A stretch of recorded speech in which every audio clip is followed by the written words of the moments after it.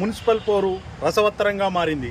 స్థానికంగా కేటీఆర్ శాసనసభ్యులుగా ఉండడం, ఇక్కడే ఎంపీగా బీజేపీ కేంద్ర హోంశాఖ సహాయ మంత్రి స్థానిక ఎంపీగా బండి సంజయ్ కుమార్ ఉండడం, పలుమార్లు కేటీఆర్పై పోటీ చేసి ఓడిన కేకే కాంగ్రెస్ సిరిసిల్ల నియోజకవర్గ ఇన్ఛార్జ్గా ఉండడం, ప్రభుత్వ విప్ ఆది శ్రీనివాస్ పక్కనే వేములవాడ నియోజకవర్గంలో ఉండి గతంలో ఈ సిరిసిల్ల కాంగ్రెస్ పార్టీ జిల్లా అధ్యక్షులుగా ఉండి అనుభవం ఉన్నవారిగా తను ఉండడం, మేడిపల్లి సత్యం స్థానిక సిరిసిల్ల గడ్డపై పుట్టిన బిడ్డగా తను ఉండడంతో ఇక్కడ సిరిసిల్ల మున్సిపల్ పోరు చాలా రసవత్తరంగా మారిందని చెప్పుకోవచ్చు.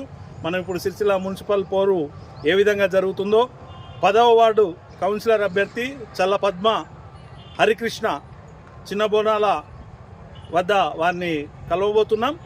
మరి వారి మాటల్లో వారు ఏ విధంగా వారి 10వ వార్డును అభివృద్ధి పథంలో ముందుకు తీసుకెళ్తారో వారి మాటల్లో విందాం.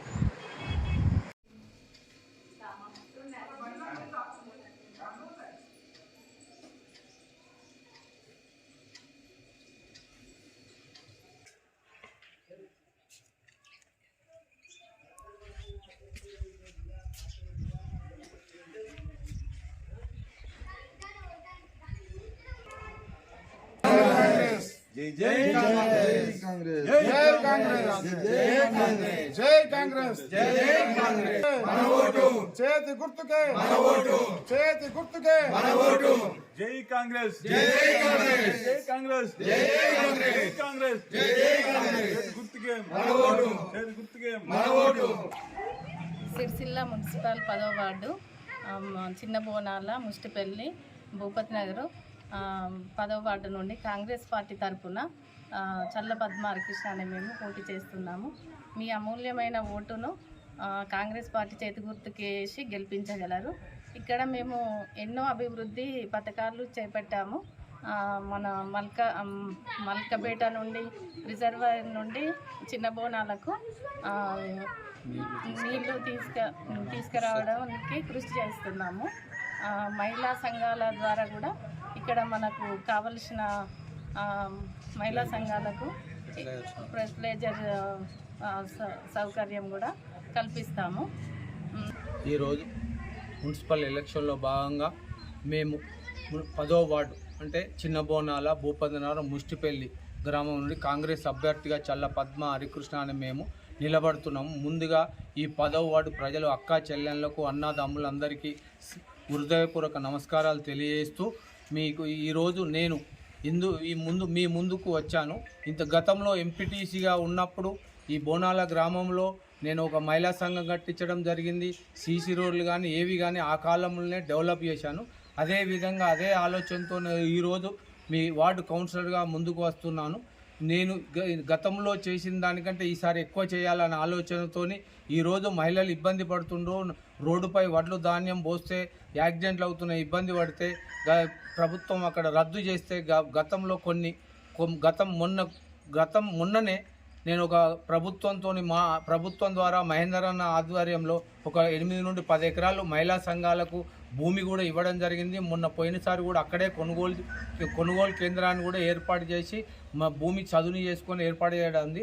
అలాగే దానికి పక్కా భూమి పట్టాగా నేను మార్చి ఇస్తానని హామీ ఇస్తున్నాను మహిళలకు. అదేవిధంగా ముఖ్యంగా మహిళలకు మన గ్రామం నుండే ఫెర్టిలైజర్ షాపులు కూడా అమ్మేయడానికి వాళ్ళకు సౌకర్యం కల్పిస్తానని, అలాగే ముఖ్యంగా గ్రామ రైతులకు ముఖ్యంగా ఏమున్నదంటే మల్కపేట రిజర్వాయర్ కెనాలు మధ్యలో ఆగిపోయింది కాబట్టి దాన్ని ప్రభుత్వంతో మహేందర్ అన్న ద్వారా ప్రభుత్వంతో మాట్లాడి ఆ కాల్వ ద్వారా మన చెరువులు నింపడానికి ప్రత్యేకంగా కృషి చేసి తప్పకుండా నింపుతాను. అలాగే ఇంకెన్ని సమస్యలు ఉన్నా గ్రామంలో ఇంతకుముందు నేను చేశాను, మీ అందరికీ తెలుసు, ఇక ముందు కూడా చేస్తాను. మొన్న ఇందిరమ్మ ఇండ్లు కూడా మన కాంగ్రెస్ ప్రభుత్వం రేవంత్ రెడ్డి గారు ఇచ్చిన దానిలో మన బోనాల్లో 26 ఇండ్లు ఇవ్వడం కూడా జరిగింది. ఇక ముందు కూడా భూపతినగరం ముష్టిపల్లి ఇక ముందు మళ్ళీ ఏప్రిల్లో వచ్చే ఇండ్లు కూడా మొత్తం 3 గ్రామాలకు కలిపి ఇవ్వడం జరుగుతుంది. అలాగే డబుల్ బెడ్రూమ్ పూర్తిగా జాగా లేని వారికి కూడా త్వరలోనే డబుల్ బెడ్రూమ్లు కూడా ఇప్పించడం జరుగుతుంది. కాబట్టి 10వ వార్డు ప్రజలందరికీ శిరస్సు వంచి నమస్కరిస్తున్నా.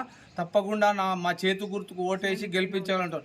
ఇంకోటి ముఖ్యంగా నన్ను ప్రజలను తప్పుదోవ పట్టిస్తారు కొందరు స్వార్థపరులు, వాళ్ళ స్వార్థ రాజకీయం కొరకు. కానీ నా పిల్లలు చాలా పెద్దగా ఎక్కడోళ్ళు అక్కడ సెటిల్ అయ్యారు. నేను ఇక్కడే బోనాలనే ఉండి ఈ 5 సంవత్సరాలు మీకు సేవ చేయడానికే వచ్చిన తప్ప నేను ఏదో ఇక్కడ మిమ్మల్ని ఓటేయించుకొని నేను గెలిచి కరీంనగర్లో ఉందామని రాలేదు. నేను ఇక్కడే ఉంటున్నా. నా ప్రజలకు ప్రమాణం చేసి చెప్తున్నా, నేను ఇక్కడే ఉంటానని. మీ అందరి గ్రామ ప్రజలకు, 10వ వార్డు ప్రజలకు, అన్నదమ్ములకు, అక్కా చెల్లెళ్ళకు ప్రమాణం చేసి చెప్తున్నా. నేను ఇక్కడే ఉండి మీ అందరి బాగోగులు చూసుకుంటానని తెలియజేస్తున్నాను. జై